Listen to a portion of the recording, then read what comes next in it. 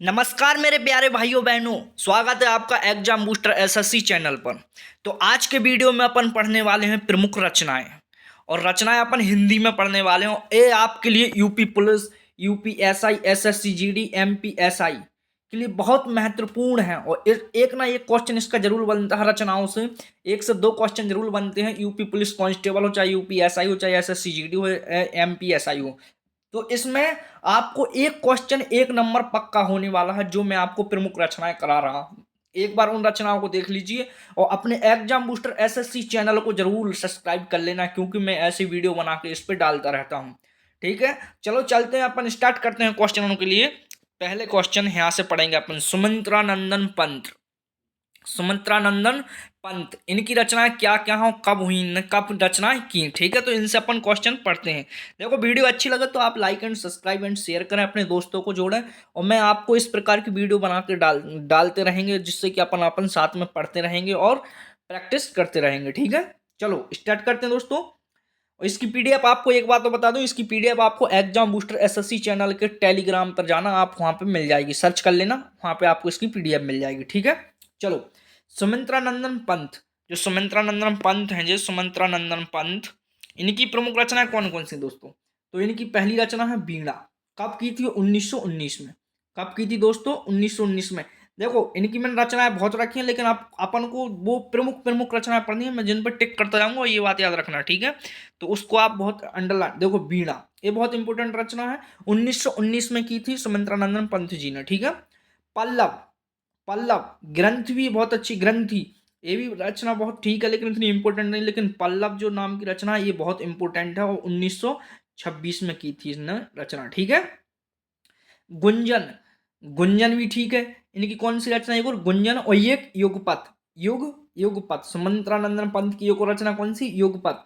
चिदम्बरा, ये बहुत इंपॉर्टेंट रचना है दोस्तों। चिदम्बरा कब की थी? 1958 में, 1958 में। ठीक है, और ठीक है, हार उपन्यास, हार एक इनका उपन्यास था, हार। तो ये कब कब इन्होंने, मतलब इस उपन्यास की रचना कब की थी? 1960 में। ठीक है, यहां तक सबको समझ में आई दोस्तों? एक बार और देखते हैं। वीणा, वीणा, ग्रंथि, पल्लव, गुंजन, युगपथ और चिदम्बरा, और उपन्यास हार। तो इनकी सुमंत्रानंदन पंत की ये रचना थी, बहुत इंपॉर्टेंट रचना है दोस्तों। लास्ट तक बने रहिए, ऐसे में हेडिंग वाइज रख के लिए आया हूं। ठीक है, सब देखते हैं, पढ़ते हैं अपने एक एक करके। ठीक है दोस्तों, आप पढ़ेंगे रामधारी सिंह दिनकर की, जिनकी एक रचना तो आना इंपोर्टेंट ही है यूपी पुलिस कांस्टेबल में। और यूपी वालों सुन लीजिए, बिल्कुल आपके लिए रामबाण सीरीज है ना, ये बिल्कुल रामबाण समझ लेना। रामधारी सिंह दिनकर जी, अब रामधारी सिंह दिनकर जी की रेणुका, ये बहुत इंपोर्टेंट, इंपोर्टेंट मान लो इस रचना को, रेणुका। ठीक है, रेणुका, हुंकार, और रेणुका कब? ये भी आ सकता है 1935 में। ठीक है, एक और देखो, हुंकार, कुरुक्षेत्र, कुरुक्षेत्र तो बिल्कुल इंपोर्टेंट है, ये बिल्कुल इंपोर्टेंट, कुरुक्षेत्र 1946 में। ठीक है, आप देखो, रश्मिरथी और उर्वशी, ये बहुत इंपोर्टेंट को। देखो, परशुराम की प्रतीक्षा, मिट्टी की ओर, चित्तौड़ का साका। तो ये किसकी रचना है दोस्तों? परशुराम की, परशुराम, परशुराम की प्रतीक्षा, देखो, रेणुका, हुंकार, कुरुक्षेत्र और रश्मिरथी और उर्वशी, ये इतनी इंपोर्टेंट, जो इतनी इंपोर्टेंट रचना है दोस्तों, ये पक्का में पूछ जाएगी अगली साल। मैंने इनको देखा, अगली साल भी पूछी गई थी रश्मिरथी और उर्वशी। तो रामधारी सिंह दिनकर की बिल्कुल याद रखना, रेणुका, हुंकार, कुरुक्षेत्र और रश्मिरथी और उर्वशी। तो किससे संबंध थे? रामधारी सिंह दिनकर से। ठीक है, ठीक है दोस्तों, यहां तक समझ में आई सबको? एक सेकंड, मैं एक चीज देखूं। ठीक है, और देखो, परशुराम की प्रतीक्षा, इनकी भी ये रचना है, परशुराम की प्रतीक्षा, मिट्टी की ओर इतनी इंपॉर्टेंट नहीं है, लेकिन ये परशुराम की प्रतीक्षा बहुत इंपॉर्टेंट क्वेश्चन है, ये इंपॉर्टेंट रचना है दोस्तों, इसको याद करके रखना। चित्तौड़ का साखा, ये भी इंपॉर्टेंट क्वेश्चन है। ठीक है, तो ये किसकी है? रामधारी सिंह दिनकर की। यहां तक सबको समझ में आई? ले, इससे अच्छी क्लास आपको कहीं नहीं मिलेगी। देखो, इतने अच्छे से बिल्कुल हेडिंग बाई, जो बिल्कुल सजा के, और आपको जैसे दिमाग में एकदम फिट होती चली जाएंगे। ठीक है, सूर्यकांत त्रिपाठी निराला जी की प्रमुख रचनाएं कौन कौन सी हैं दोस्तों? अनामिका, बहुत इंपॉर्टेंट है, बिल्कुल मैं बोल रहा हूं कि इसको रख लेना, इंपॉर्टेंट। अनामिका, देखो तुमको खुद लग रहा हो कि हाँ वास्तव में इंपॉर्टेंट। परिमल 1930 में। गीत का, गीत का 1936 में। ओडिमा सॉरी अड़ीमा अड़ीमा कब लिखी थी? 1943 में। देखो इनके उपन्यास कौन थे?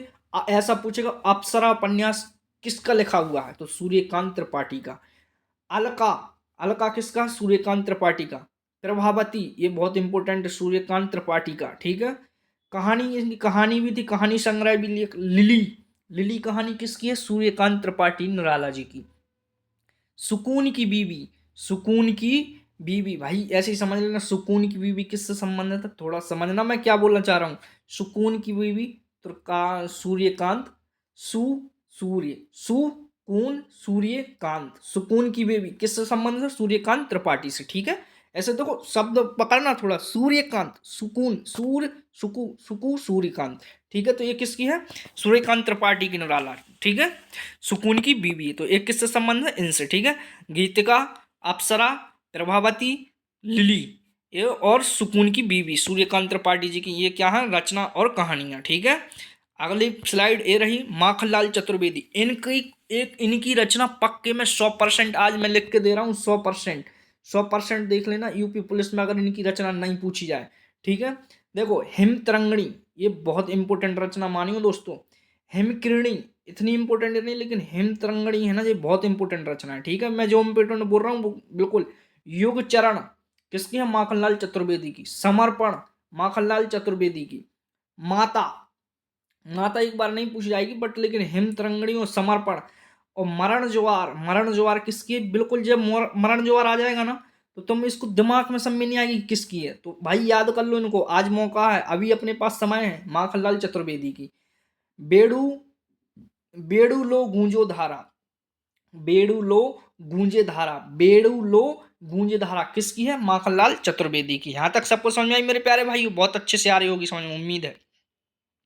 ठीक है। आप पढ़ेंगे बालकृष्ण शर्मा। बालकृष्ण शर्मा मतलब नवीन, बालकृष्ण शर्मा नवीन। इनकी रचना है कुमकुम। कुमकुम रचना बहुत इंपॉर्टेंट है ना दोस्तों। कुमकुम कुम ठीक है। किसकी है? इन्हीं की है। और कब? 1936 में।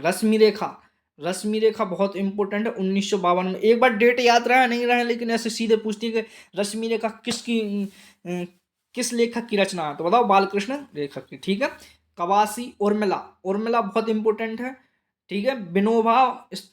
स्तवन विनोबा स्तवन तो ये किसकी रचना है? विनोबा स्तवन बालकृष्ण शर्मा की। ठीक है। यहाँ तक सबको समझ में आई मेरे प्यारे भाई? यार समझ में आना चाहिए यार, क्यों नहीं आ रही आपको समझ में?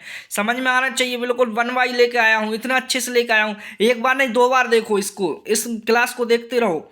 ठीक है। सब्सक्राइब कर लो, ऐसे में वीडियो डालता रहता हूँ आपके लिए। बिल्कुल डेली वीडियो मिलेगी, एक कोई ना कोई टॉपिक पे आपको बहुत जरूर इंपॉर्टेंट वीडियो मिलेगी। ठीक है। सब्सक्राइब एंड शेयर कर लो इनको, ऐसा नहीं है कंसिस्टेंसी। ठीक है। श्याम नारायण पांडे तो श्याम नारायण पांडे की रचना कौन कौन सी थी? हल्दी घाटी दोस्तों। कौन सी? हल्दी घाटी भाइयों। हल्दी घाटी बहुत इंपॉर्टेंट रचना है और श्याम नारायण की है। किसकी है? श्याम नारायण। अब देखो श्याम जी क्या लगाएंगे? हल्दी। हल्दी से कैसे दिखते हैं? हल्दी लगाएंगे पीले पड़ जाएंगे, पीले तो कौन पड़ेगा? श्याम नारायण पीले पड़ेगा, देखो हल्दी लगा कर। ठीक है। जौहर जौहर किसकी है? बिल्कुल इंपोर्टेंट रख लो अभी। जौहर किसकी है? श्याम नारायण की। ठीक है। तुमुल तुमुल किसकी है? श्याम नारायण की। रूपांतर किसकी है? श्याम नारायण की। जय पराजय ये बहुत इंपॉर्टेंट है, जय पराजय श्याम नारायण की। ठीक है। गोरावध जय हनुमान। ठीक है। देखो गोरा वध जहां वध करेंगे, और जय हनुमान जी में इतनी ताकत थी कि किसी भी राक्षस का वध कर देते थे। तो आरती देखो इसी से भगवान पूरे जुड़े हैं। जय पराजय आरती हनुमान है। गोरा वध भाई क्या है? जौहर मतलब कूद जाना आग में, किसी भी मतलब जौहर मतलब समझ रहे हो, आग में मर जाना, वो जौहर।